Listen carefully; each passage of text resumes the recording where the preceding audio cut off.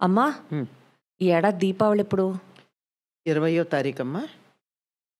ఏదో కాంట్రవర్సీ నడుస్తోంది. 19థా, 20థా, 21st వచ్చింది. 21st ఈ 3 రోజుల్లో నడుస్తోంది. 18th ధనత్రయోదశి, ఉమ్, 19th ఉదయం చతుర్దశి ఉంది గనక ఉమ్. నరక చతుర్దశి. సాయంత్రం 5 అమావాస్య, 5:30కో ఎంతకో అమావాస్య వచ్చింది గనక దీపం పెట్టే సమయానికి అమావాస్య ఉంది. అందువల్ల దీపావళి అమావాస్య 20వ తారీఖు మాత్రమే. ఎందుకు ఈ సమస్య వచ్చింది అంటే వాట్సాప్ యూనివర్సిటీలు, తర్వాత యూట్యూబ్ యూనివర్సిటీలు అనేక రకాలైనటువంటి మాటలు వాళ్ళకి తోచినవి మాట్లాడుతూ ఉంటారు. చేతిలో సెల్ ఫోన్ ఉంటుంది, నోట్లో నాలుక ఉంటుంది, వినే వెర్రి గొర్రెలు కూడా ఉంటారు.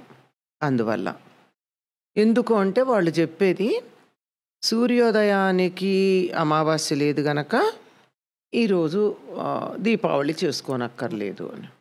21వ తారీఖు ఉదయం సూర్యోదయానికి అమావాస్య ఉంది కనుక ఆ రోజు చేసుకోవాలని. కానీ సాయంత్రానికి అమావాస్య లేదు. లేదు, దీపావళి సాయంత్రం కదా ఉండాలి. ముఖ్యం. ఎందుకంటే ఒక్కొక్క పండగకి తిథిని ఒక్కొక్కటిగా తీసుకోవడం, ఒక పద్ధతిలో తీసుకోవడం ఉంది. కొన్నింటికి రాత్రి గల తిథి చూసుకుంటారు, కొన్నిటికి పగలు. మనం సంకల్పం చెప్పుకునేటప్పుడు తప్పనిసరిగా సూర్యోదయానికి ఏది ఉందో అది చెప్పుకుంటాం. కానీ కృష్ణాష్టమి, శివరాత్రి, ఆ తరువాత దీపావళి అమావాస్య, లక్ష్మీ పూజ చేయడం, దీపాలు పెట్టుకోవడం, ఇవన్నీ కూడా రాత్రి తిథి ఉన్నప్పుడే చేసుకుంటాం. అందువల్ల పోనీ మర్నాడు 21వ తారీఖున సూర్యాస్తమయం తర్వాత కానీ తిథి ఉన్నట్టయితే అమావాస్య తిథి ఆనాడు చూసుకునేవాళ్ళం. కానీ 21వ తారీఖున సూర్యాస్తమయానికి లేదు కనుక 21 మాత్రమే దీపావళి చేసుకుంటాం. 20 ఆ రోజు ఐ రిపీట్ 20 20వ తారీఖు మాత్రమే దీపావళి చేసుకుంటాం. ఆ రోజే సాయంత్రం దీపాలు పెట్టుకోవడం. ఈ ప్రాంతంలో వాళ్ళు హారతులు ఇచ్చుకోవడం ఒకటి ఉంది. హారతులు ఇచ్చుకోవడం ఇట్లాంటివన్నీ కూడా 20వ తారీఖే చేసుకోవాలి. అయితే ఈ ఏడాది దీపావళి 20వ తారీఖే. 20వ తారీఖేనమ్మా. ఉదయం నరక చతుర్దశి, సాయంత్రం దీపావళి, రెండు ఒకరోజే. ముందు రోజు ధనత్రయోదశి. ధనత్రయోదశి అన్నావు కాబట్టి ధనత్రయోదశి గురించి అడగాలమ్మా. అంటే తప్పనిసరి. ఇది చాలా మంది ఆల్రెడీ దీని గురించి మాట్లాడతారు. దీని గురించి చాలా చర్చలు కూడా జరిగాయి.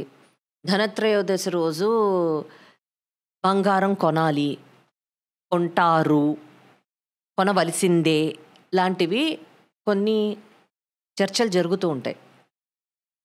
ఎందుకు అలా అంటారంటే దాని పేరు ధనత్రయోదశి అని ఎందుకు వచ్చింది? ఆ రోజు బంగారం కొనాలి, కొనాల్సిందే అని ఎందుకంటారు? ధనత్రయోదశి అంటే ఆ రోజు ధన్వంతరి పుట్టాడు. ఆ, ధన్వంతరి జయంతి ఆ రోజు. మనకి భారతదేశంలో డాక్టర్స్ డే ఆ రోజు చేస్తాం మనం.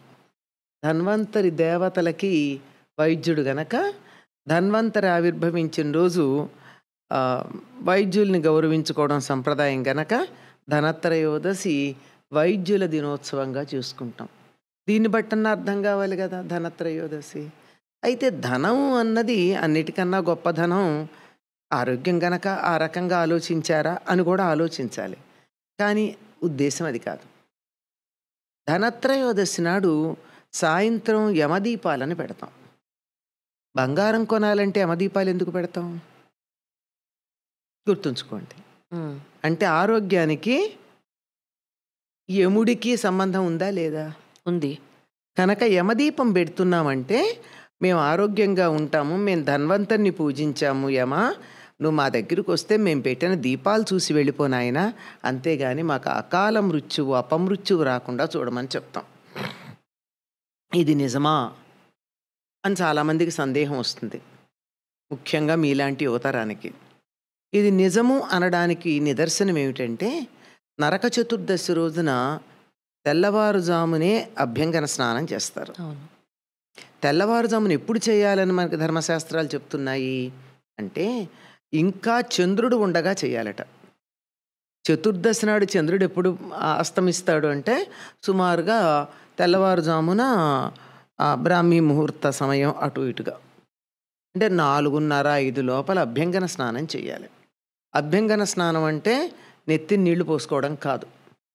ఒంటికి నూనె రాచుకుని, నువ్వుల నూనె రాచుకుని, ముఖ్యంగా దీపావళికిను తరువాత సంక్రాంతికి కూడా చేయవలసిన పని ఏమిటంటే నువ్వుల పిండితో ఒళ్ళు రుద్దుకుంటారు.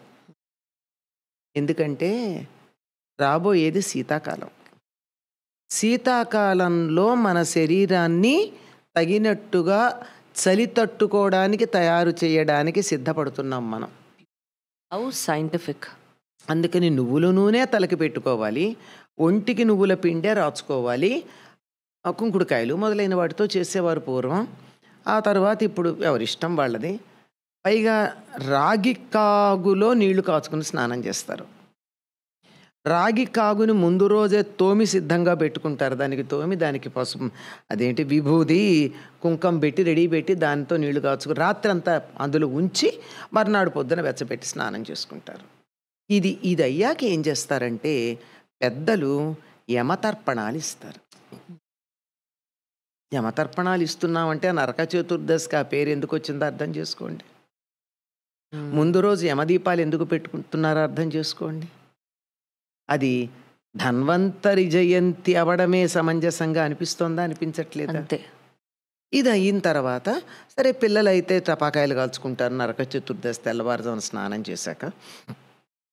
ఆ తర్వాత దీపావళి సాయంకాలం ఇంకా దీపాలు పెట్టడానికి టపాకాయలు కాల్చడానికన్నా ముందు మగపిల్లల చేత దివిటీలు కొట్టిస్తారు.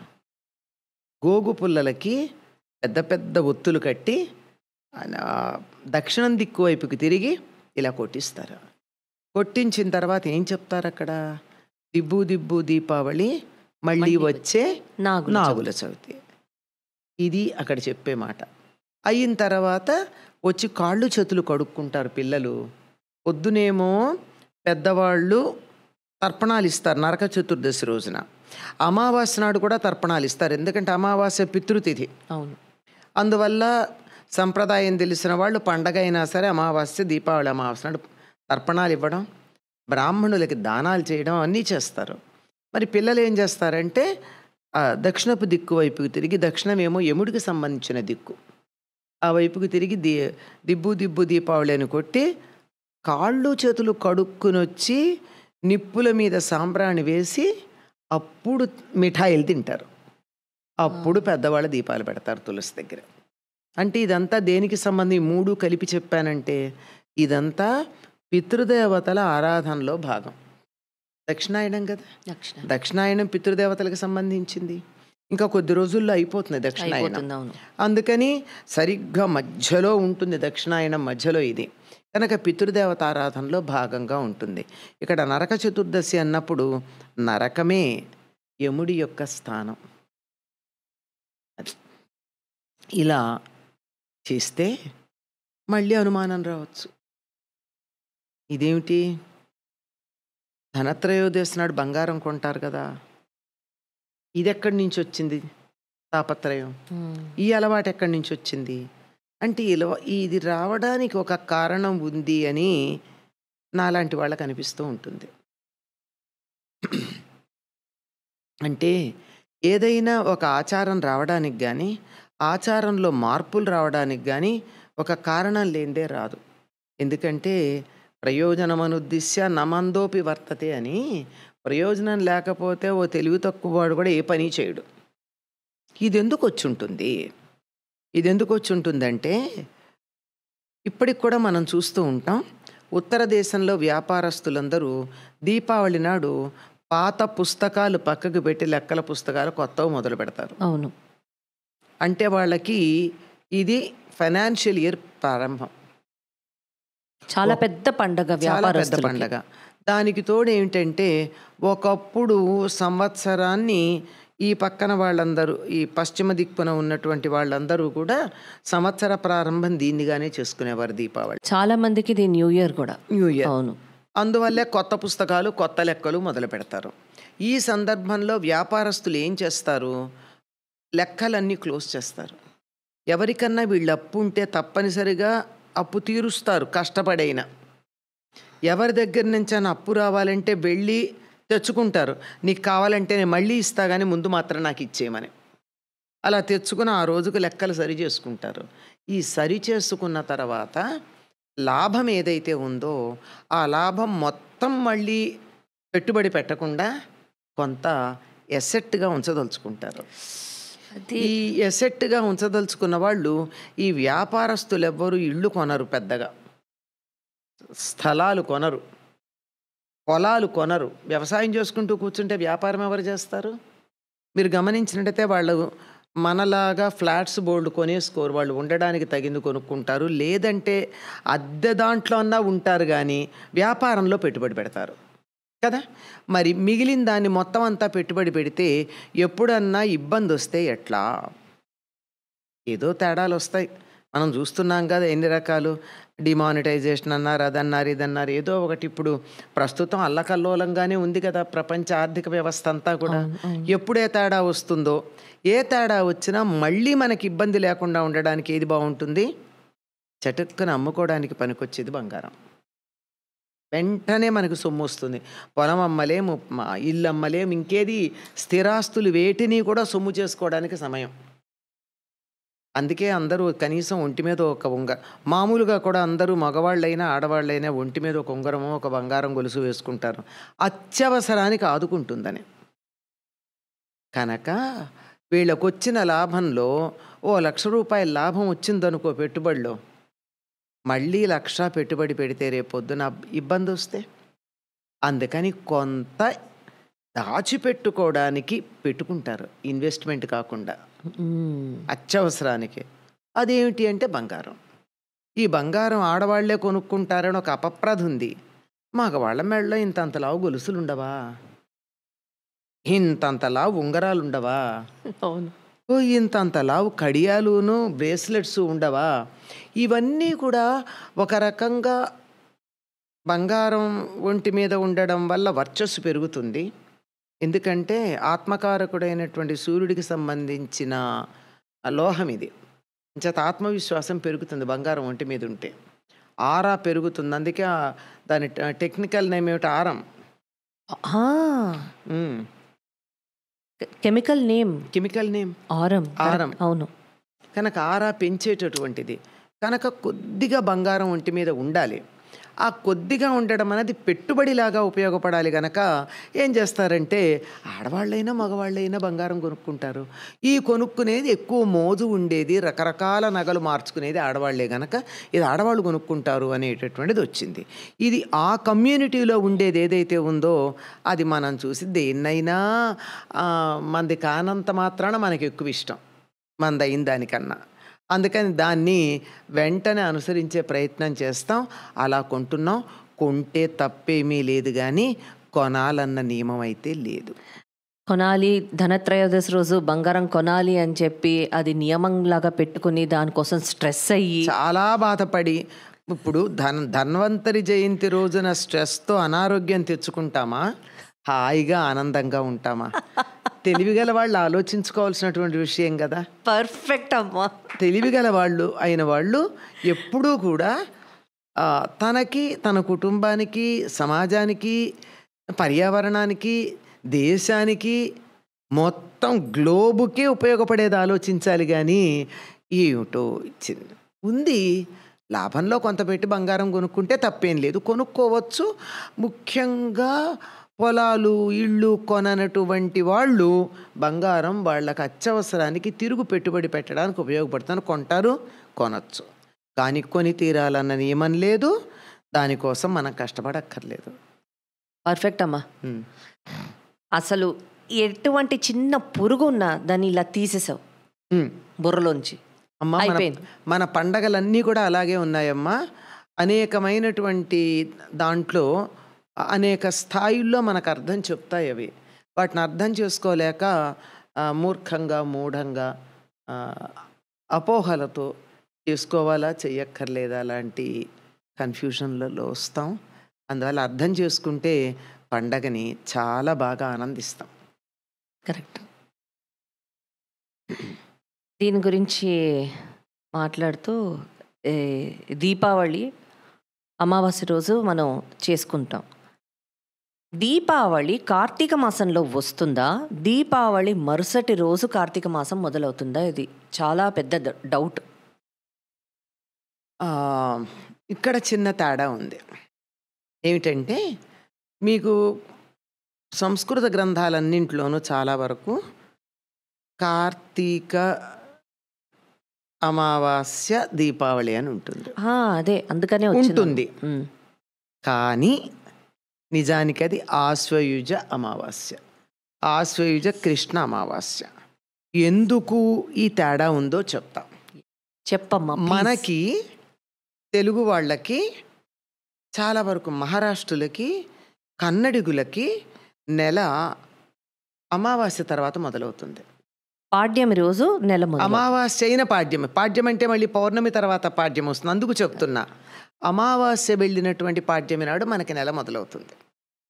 పూర్ణిమ నెల మధ్యలో ఉంటుంది, అమావాస్య నెల చివరిలో ఉంటుంది. కానీ ఉత్తర దేశీయులకి పూర్ణిమ వెళ్ళినటువంటి పాడ్యమి నాడు నెల మొదలవుతుంది. తమిళనాడులో కూడా అంతే. తమిళనాడులో కూడా కొంతేమో వాళ్ళు సౌరమానం ప్రకారం వాళ్ళ నెలలు సౌరమానంలో ఉండే రాసులు బట్టి ఉంటాయి. ధనుర్మాసము, తులామాసము, మకర మాసము అని సూర్యుడు ఏ రాశిలో ప్రవేశిస్తే ఆ రాశి పేరు చెప్పుకుంటారు. అది కాక తిథుల ప్రకారం చెప్పుకునేది మన తర్వాత. అంటే ఉత్తర దేశానికి తమిళనాడుకి కరెక్ట్గా నెల తేడా ఉంటే మధ్యలో మనం వీళ్లతో 15 రోజులు, వాళ్ళతో 15 రోజులు మనకు కలిసి ఉంటుంది, పంచుకుంటుంది. అందువల్ల ఎందుకంటే నిజంగా ఆంధ్రదేశం ఏదైతే ఉందో, ఆంధ్రదేశం అంటే ఇక్కడ మళ్ళీ పొరపాటు పడకండి ఎవరును, తెలుగు మాట్లాడే వాళ్ళందరూ ఉన్న ప్రదేశం.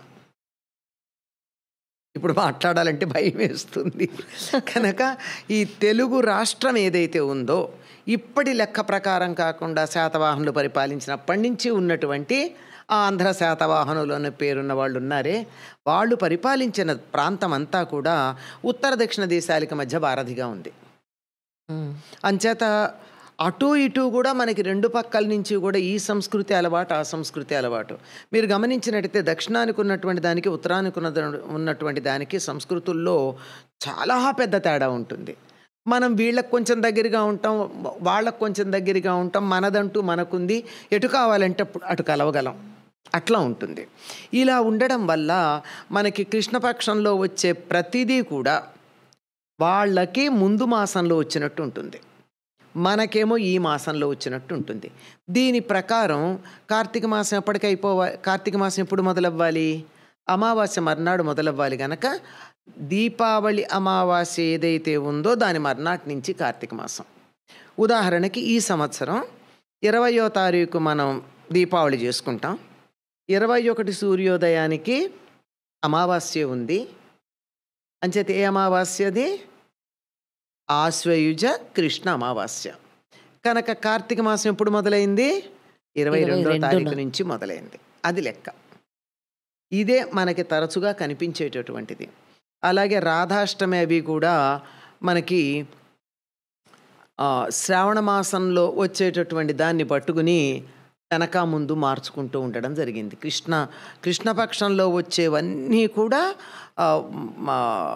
ఉత్తర దేశంలో లెక్క ప్రకారం ముందు నెలలోకి పెడతాయి, మనకి తర్వాత నెలలోకి వస్తాయి. అంతెందుకు, కార్తీక బ్రహ్మోత్సవాలు చేస్తారు తిరుపతిలో. కార్తీక బ్రహ్మోత్సవాలు ఎప్పుడు చేస్తారమ్మా? మార్గశిర మాసం, మనకి మార్గశిరం వచ్చాక చేస్తారు. అవును. ఎప్పుడు అనుమానమే, అమ్మవారిది కార్తీక బ్రహ్మోత్సవాలు అంటారు, అప్పటికి అమావాస్య అయ్యాక కదా మొదలు పెడతారు. మనకు మార్గశిరం వచ్చేసింది కదా అంటే వాళ్ళకి ఇంకా కార్తీక నడుస్తుంది. ఇది తేడా. ఈ ప్రాంతాలలో ఉన్నటువంటి తేడాల బట్టి పేర్లే తేడా, నక్షత్ర గమనాలు యథాప్రకారమే ఉంటాయి, పేర్లలో మాత్రమే తేడా వస్తాయి. కూల్. యాక్చువల్లీ ఈ టాపిక్ మీద చాలా డిస్కషన్స్ నడిచాయి మాకు, మా ఫ్రెండ్స్కి మధ్యలో కూడా. దీపావళి కార్తీక మాసం అంటారు. ఉమ్. అవును. కాదయ్యా, మరుసటి రోజు మొదలవుతుందయ్యా కార్తీక మాసం అంటాం ఎందుకంటే మేము. ఆ పుస్తకాలన్నీ చదివి చిన్నతనంలో ఈ గ్రంథాలలో వివేచన చేసే వరకు కూడా కార్తీక అమావాస్యే దీపావళి అన్న దృష్టిలో ఉండేవాళ్ళం చిన్నప్పుడు కూడా మనం అందరం. ఎప్పుడైతే ఇదేమిటి అమావాస్య తర్వాత కదా నెల మారుతుంది, ఇది ముందుకెట్లా వస్తుంది అని ఆలోచన చేసి వీటన్నిటిని అధ్యయనం చేశాక ఈ తేడా మనకు తెలియడం జరిగింది. ఇప్పుడు ధనత్రయోదశి రోజు యమదీపాలు పెట్టుకుంటామన్నాము. తర్వాత మళ్ళీ అమావాస్య రోజు యమదీపాలు ఎలా పెడతాం? అదే అదే అడుగుదామని. యమదీపాలు ఎలా పెడతాము, ఇదొకటి నాకు కావాలి, నాకు తెలియాలి. ఎందుకంటే నేను ఇప్పటి వరకు చెయ్యలేదు, నేను ఇప్పటి నుంచి చేద్దాం. అసలు తెలుగు వాళ్ళకి ఎవ్వరికీ మొన్నటి దాకా తెలియదు. ఉత్తర దేశీయులు చేయడం మొదలు పెట్టాక మనం కూడా చేస్తే బాగుండని చేస్తున్నాం కనుక మనం పెడుతున్నాం. త్రయోదశి నాడు సాయంత్రం దీపాలు పెట్టే వేళకి చక్కగా దీపాలు ప్రమిదల్లో ఒత్తులు వేసి నూనె పెట్టి సింహద్వారానికి అటు ఇటు పెడతాను 2 దీపాలు పెట్టి ఆ సింహద్వారం మీద కాసిన బియ్యం 2 బెల్లం ముక్కలు ఇటుపక్క ఒకటి అటుపక్క ఒకటి బెల్లం ముక్క పెట్టి యముడికి ధన్వంతరికి మనం నమస్కారం చేసుకుంటాం. నిజానికి అప్పటికే గుమ్మాలు కడుక్కోవడం, సింహద్వారాలకి సింహద్వారాలకి వాటికి పసుపు కుంకాలు రాచుకోవడం అవన్నీ అవుతాయి. సాయంత్రం చేసేటటువంటి పని అది యమదీపాలు.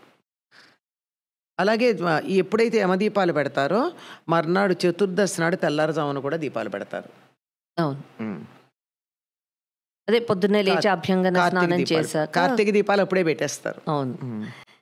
ఇప్పుడు సాధ్యం త్రివర్తి సంయుక్తం అంటారు. ప్రతిసారి మనం దీపం పెట్టేటప్పుడు మన ఒత్తి 3 పోగులుగా ఉంటుంది. అవును. దీపావళి రోజు 3 పోగులు ఉండవు. మనం దీపావళి ఉండవు కాదు, మనం పెట్టం ఓపిక లేక. అంతే. ఓపిక లేక పెట్టడమేనా, పెట్టకపోవడమేనా? అంతే. అంతేనా? అంటే చిన్నప్పుడు బామ్మని చూసేవాళ్ళం. అవును.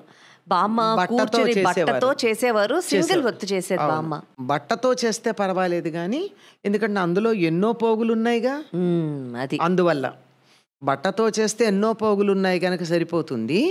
మామూలుగా ఒత్తి చేస్తే మాత్రం 3 వరుసలు తప్పనిసరిగా ఉండాలి దీపానికి పెట్టే ఒత్తికి.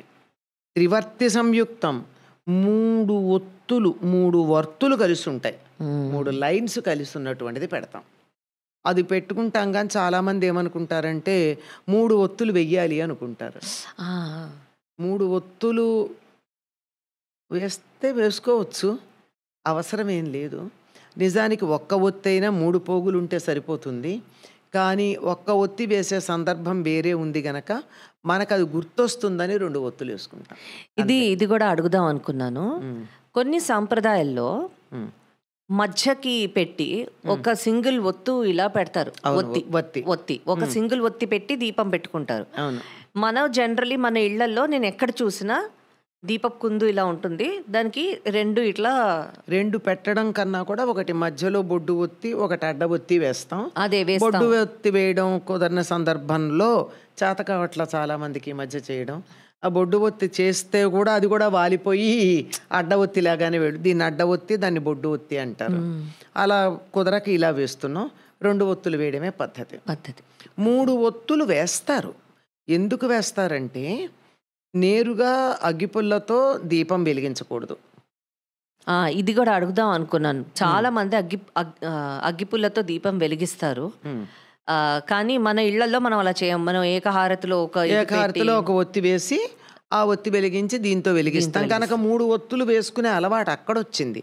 అంతేగాని కుందిలోనే 3 ఒత్తులు వెయ్యాలని అది చూసి వీడు చెప్తారు, దీన్ని మోహిని ఒత్తో ఏదో అంటారు. అంటే అలా వాడకానికి వాడతామే తప్ప మామూలుగా కాదు అన్న ఉద్దేశం. అది బట్టతో చేసే దాంట్లో ఎన్నో పోగులు ఉంటాయి గనక పర్వాలేదు, అది సింగిల్ ఒత్తి వేస్తే పర్వాలేదు. 2 ఒత్తులు, అది కూడా 2 ఒత్తులు వేయాలి, వేస్తాం ప్రమిదలో. ఇప్పుడు చాలా మంది ఈ నువ్వుల నూనెతోటి దీపం పెట్టడం ఓపిక లేక రెడీమేడ్గా క్యాండిల్స్ కొనేసి పెట్టేస్తున్నారు. ఇప్పుడు నువ్వు ఇంతకు ముందు చెప్పిన వీడియోల్లో వాటిల్లో చూసిన దాన్ని బట్టి జనరల్గా దీపావళికి ఆ చలి వలన దీపాలు పెడితే అది కొంచెం వెచ్చదనం ఇస్తుంది కనుక దీపాలు పెడతారు, ఇదంతా విన్నాం మనం. అందుకని ఇప్పుడు ఈ వ్యాక్స్ క్యాండిల్స్ తోటి దీపం పెట్టడం ఎంతవరకు రైట్? ఎంతవరకు కాదు, అసలు రైట్ కానే కాదు. ఆఖరికి మనం దీప ప్రజ్వలన మొదలైన కార్యక్రమాలు చేసేటప్పుడు కూడా కొవ్వొత్తితో దీపాలు వెలిగించడం అనేది పద్ధతి కాదు. వెలిగించం. అగరవత్తితో వెలిగించచ్చు. అగరవత్తితో పర్వాలేదు, కొవ్వొత్తితో అయితే కాదు. అగ్గిపుల్లతో కూడా ఇంకా రెండో పక్షం అంటారు. అస్సలు కొవ్వొత్తితో చేయకూడదు. ఇంకో ఏకహారతి పెట్టి వెలిగిస్తే బాగానే ఉంటుంది. ఈ మధ్యకాలంలో త్యాగరాయ గానసభలోనే చెప్పగా పాపం వాళ్ళు ఏకహారతి పెట్టి అందులో ఒక ఒత్తి వేసి దీప ప్రజ్వలనకి పెట్టి మొదట్లో నాకు చెప్పేవారు, అమ్మ మీరు చెప్పినట్టు వేస్తున్నాను చూడండి అని. ఇప్పుడు అది అలవాటైంది పద్ధతి. అంతేగాని ఇన్ని చెయ్యాలని ఏం లేదమ్మా. దాంతో ఆ దీపం వెలిగించడానికి మాత్రమే ఆ ఒత్తి వాడతారంతే. నేను కూడా మా అమ్మయ్యలో జరిగిన ఏ ఈవెంట్కైనా, ఎక్కడ ఎప్పుడు ఏ కార్యక్రమం జరిగినా మేము దీపం పెట్టినప్పుడు నాకు ఏకహారతి లేదు కాబట్టి నేను అగరవత్తితో వెలిగిస్తాను దీపం. నేను డైరెక్ట్గా అగ్గిపుల్లతో వెలిగించాను. ఏకహారతి తెచ్చుకుంటే సరే, తెచ్చేసుకుంటాను, అయిపోతుంది. అంతకన్నా పెద్ద సమస్య ఏం లేదు, విషయం ఏం కాదు అది. తర్వాత ఇంకొకటి, అలా దీప ప్రజ్వలన అది చేసినప్పుడు అంత బాగా పెడతారు కానీ పూలు కూడా అలంకరిస్తారు కానీ కుంకుమ పెట్టడం మర్చిపోతారు. అవును, అదొకటి కూడా తప్పనిసరిగా పెడితే కానీ దీప ఆరాధన అన్నాం మనం. దీపాన్ని ఆరాధిస్తాం. దీపాన్ని ఆరాధించేటప్పుడు దానికి కనీసం గంధం కుంకుమ లేదా పసుపు కుంకుమ అన్న దానికి పెట్టడం అన్నది పద్ధతమ్మ. కుంకం పెట్టకుండా దీపం పెట్టే సందర్భం ఉంటుంది కదా, అందుకని తప్పనిసరిగా కుంకుమ పెట్టాలి, శుభం కనుక. నువ్వు కార్తీక మాసం గురించి అడిగావు కదా, వాళ్ళు ముందరే కార్తీక మాసం అంటారు అని. దానికి ఒక ఆధారం ఏం కనపడుతుందంటే, కార్తీక పురాణాలు ఇవి గనక చదవండి మీరు, చదివితే అందులో 15 రోజులకు సంబంధించిన విశేషాలే ఉంటాయి. ఓహో, పూర్ణిమ దాకా ఉంటాయి కథలన్నీ, పూర్ణిమ తర్వాత ఉండవు. అది కూడా అనుమానంగా ఉండేది, పూర్ణిమ దాకానే ఎందుకు ఉంటాయి, పూర్ణిమతో కార్తీక మాసం అయిపోతుందా అని. ఎందుకంటే కార్తీక మాసం ముందే మొదలైంది. దాని గురించి దీపాలు పెట్టడం అన్నది దీపావళితో, ధనత్రయోదశితో మొదలైంది, పూర్ణిమతో పూర్తయిపోయింది కార్తీక మాసం. కార్తీక కృష్ణ పాడ్యమి నుండి ప్రత్యేకంగా మనకి కార్తీక పురాణాదుల్లో ఏ రోజు ఏం చేయాలో ప్రత్యేకంగా చెప్పబడి ఉండదు. చాలా స్ట్రేంజ్గా ఉంది, వియర్డ్గా ఉంది. ఏంటి, వాట్ ఈస్ ద, పుస్తకంలో కొన్ని పేజీలు మిస్సింగ్ లాగా ఉంది. అదే చిన్నప్పుడు అదే అనిపించేది. ఇవన్నీ ఉండి అనుమానాలు ఉండి వాటి గురించి ఆలోచన చేయగా ఎన్నో సంవత్సరాలు వీటి గురించి ఆలోచన చెయ్యగా నాకు తోచిన విషయం ఇది. కార్తీక మాసం గురించి మాట్లాడుకుంటాం కాబట్టి, కార్తీక మాసంలో దీపావళి ఇవన్నీ కాకుండానే మొత్తం ఆ మాసం అంతా ఒక ఫెస్టివ్ ఫీల్ ఉంటుంది ఆల్ త్రూ ద మంత్. కార్తీక మాసంలో వనభోజనాలు కూడా చేస్తారు. దానికి ఏమైనా పురాణం బ్యాకింగ్ ఏమైనా ఉందా, పురాణ బ్యాకింగ్? అసలు కార్తీక మాసం హరిహరులిద్దరికీ ప్రీతిపాత్రం. సాధారణంగా మీరు కార్తీక పురాణం అని చదివేవి ఏవైతే ఉన్నాయో అందులో అంతా మనమేమో ఇటు పక్క కార్తీక మాసం అంటే శివుడికి అభిషేకాలు అవి మాట్లాడుకుంటూ ఉంటాం. కానీ తీరా చేస్తే కథలన్నీ విష్ణువుకి సంబంధించిన ఉంటాయి. కార్తీక పురాణం చదివి చూస్తే తెలుస్తుంది. స్కాంద పురాణంలో ఉన్న కార్తీక పురాణం అంతా కూడా, కార్తీక మాస వైశిష్ట్యం అంతా కూడా విష్ణు సంబంధంగా ఉంటుంది. పద్మపురాణంలో ఉన్న కార్తీక మాస ప్రాశస్త్యం అంతా శివ సంబంధంగా ఉంటుంది. ఎందుకో పద్మపురాణంలో ఉన్న దాన్ని ఎక్కువ మంది పట్టించుకోరు. పైగా అది సత్యభామ కృష్ణుడు చెప్పింది కూడా. ఎంత అంటే శివకేశవ భేదం లేదు అని చెప్పడం అన్నది ఎంత విశేషంగా కనపడుతోంది మనకి. అట్లాంటిది ఇప్పుడు అడిగిన ప్రశ్న దానికి సంబంధించి వనభోజనానికి సంబంధించింది. వనభోజనానికి సంబంధించింది దీని కనెక్టివిటీ ఎక్కడ దొరుకుతుంది అని ఆలోచిస్తే నాకు భాగవతంలో కనపడుతుంది. ఇది నా వ్యక్తిగతమైనటువంటి అభిప్రాయం, ఎప్పుడూ కాదు. ఎందుకు అది భాగవతంలో దీనికి దానికి సంబంధం ఉందని చెప్తాము అంటే, కార్తీక శుద్ధ పాడ్యం ఏదైతే ఉందో దానిని గోవర్ధన పూజ చేసే రోజుగా పరిగణిస్తాం. అవును. బలిపాడ్యమే అంటాం, గోవర్ధన పూజ మళ్ళీ చెప్పాను కదా, అంతా విష్ణు సంబంధంగానే ఉంటాయని నేను. ఈ బలిపాడ్యం అంటే బలిని పూజించటం, బలిని పూజించరు. బలి ఆనాడు లోకాన్ని పాలించడానికి వస్తాడు గనక వామనుడు అనగా విష్ణువుని పూజించటం. ఇది గోవర్ధన పూజ ఎందుకు చేస్తారు అంటే, ఆ రోజు గోవర్ధన పూజ కృష్ణుడు చేశాడు. ఆ తర్వాత గోవర్ధన ఉద్ధరణం చేశాడు. గోవర్ధన పూజ చేసినప్పుడు ఏం చేశాడు ఆయన? మీరేమో ఇంద్రుణ్ణి వాళ్ళని పూజించటం ఎక్కడుంది మీకు? ఇంద్ర పూజ చెయ్యమని శాస్త్రంలో ఉందా, ఆచారంలో ఉందా అని అడుగుతాడు. చిన్నపిల్లాడు కదా అడిగాడు, ఇతడికి సమాధానం చెప్పాలా అని పెద్దవాళ్ళు ఆలోచించలా, చెప్పారు అతను అడిగితే. ఎప్పుడూ కూడా పిల్లలు ప్రశ్నలు అడిగితే సమాధానం చెప్తే వాళ్ళ మనస్సుల్లో సందేహాలు ఉండవు, అప్పుడు పక్క చూపులు చూడరు వాళ్ళు. సందేహాలు మిగిలితేనే ఇది మనకు పనికిరాదని పక్క చూపులు చూస్తారు. పిల్లలు చేయి జారిపోయారని తర్వాత అనుకుంటే లాభం లేదు. అడిగినప్పుడు చెప్పాలి. పెద్దలు చెప్పారు, ఏదో ఇంద్రయాగం చేస్తే ఇంద్రుడు సంతోషిస్తాడు, వానలు పడతాయి, వానలు పడితే పచ్చిక పెరుగుతుంది, పచ్చిక పెరిగితే ఆవులు బాగుంటే అంతా పాడి పంట చాలా బాగుంటాయి అన్నారు. ఇంద్రుడికి పూజ చేస్తే కాదు, కర్మమి జీవులకు దైవం బధిప అని. కర్మే మనం చేసే పని, కర్మ అంటే చేసే పని, మనం చేసే పని మనకి దైవం అంటే అక్కడో లేడంటాడు కృష్ణుడు చెప్పినటువంటి మాట. కర్మ సిద్ధాంతం ఎంత గొప్పదో. అయ్యాక మరైతే ఏం చేయాలంటే, మీరు ఎలాగో ఇంద్రయాగానికి వస్తువులు తెప్పించారు కదా, దాంతో గోవర్ధన పర్వతానికి పూజ చేయండి. పర్వతానికి పూజ చేస్తే మేఘాలు వచ్చి పర్వతానికి తగులుతాయి, వానలు పడతాయి. అప్పుడు కదా వానలు పడతాయి, దాంతో పంటలు పండుతాయి, పచ్చికలు బాగుంటాయి. అంతేగాని ఎవరో వచ్చి చేస్తారని పూజలు చేస్తే వానలు పడ్డం ఏమిటి? మనం పని చేస్తే పడతాయి, కానీ పర్యావరణాన్ని ఇలా కదా మనం రక్షించాలి అంటే ఈ మాట నేను అంటున్నా అని చెప్తాడు. పిల్లాడు చెప్పాడు కదా అని వాళ్ళు తప్పు పట్టలేదు, అలాగే చేద్దాం అనుకున్నారు. ఇంకా ఏం చేద్దామన్నారు? ఈ తెచ్చినటువంటి వస్తువులతో గోవర్ధన పర్వతానికి పూజ చేసి ఆ తర్వాత బ్రాహ్మణులకి మంచి దక్షిణలు ఇచ్చి వాళ్ళకి గౌరవించండి. అటు పైన చుట్టుపక్కల ఉన్న గిరిజన పల్లెల్లో ఉన్న వాళ్ళందరికీ మన నాగరికమైన పిండి వంటలు రుచి చూపించండి, వాళ్ళకి అవి తెలియవుగా. ఆ తరువాత గ్రామాల్లో ఉండేటటువంటి జంతువులు ఉంటాయే, ఆ జంతువులన్నిటికీ మంచి గోధుమతో తయారు చేసిన పిండి వంటలు పెట్టండి, సంతోషిస్తాయి అన్నాడు.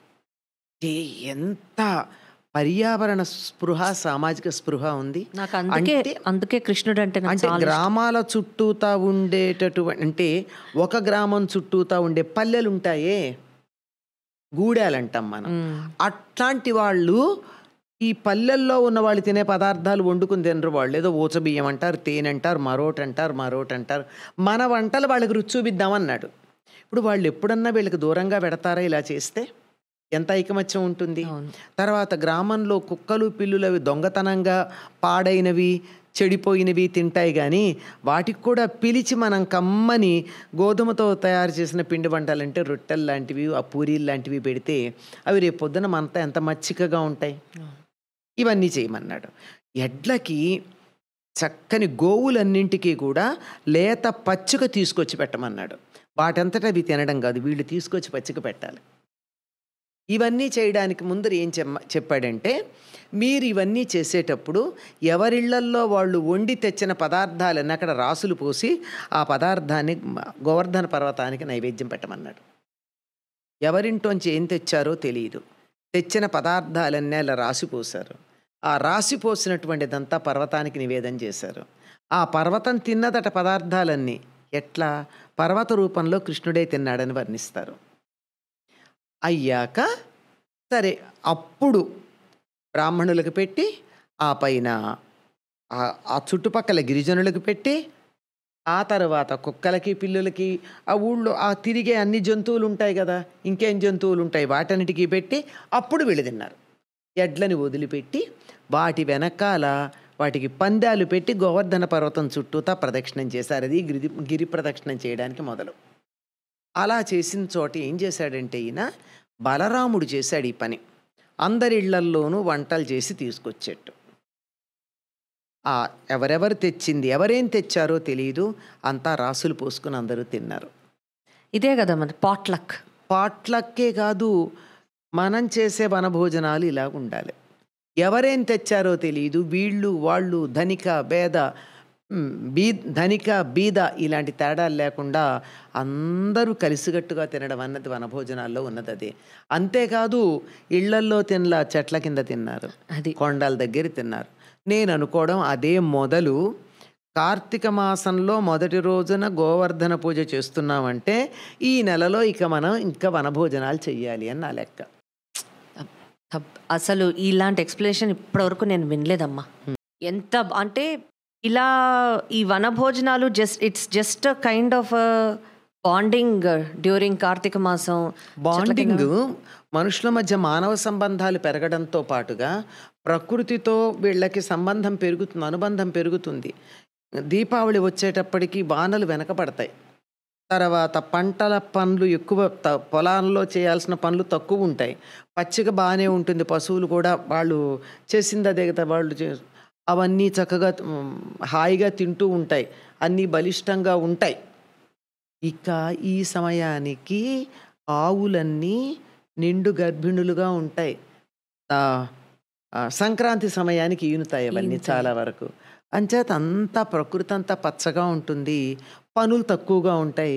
ప్రకృతితో సంబంధం ఏర్పాటు చేసుకుంటే బాగుంటుంది, హ్యాపీగా ఉంటుంది. అందుకే తర్వాత ఇందులో ప్రత్యేకంగా ఉసిరి చెట్టు ఉన్న చోట తినమని కూడా చెప్తారు. అవును, అది దీనికి ఏంటి, ఎందుకలా అంటారు ఉసిరి చెట్టు ఉన్న చోట తినమని?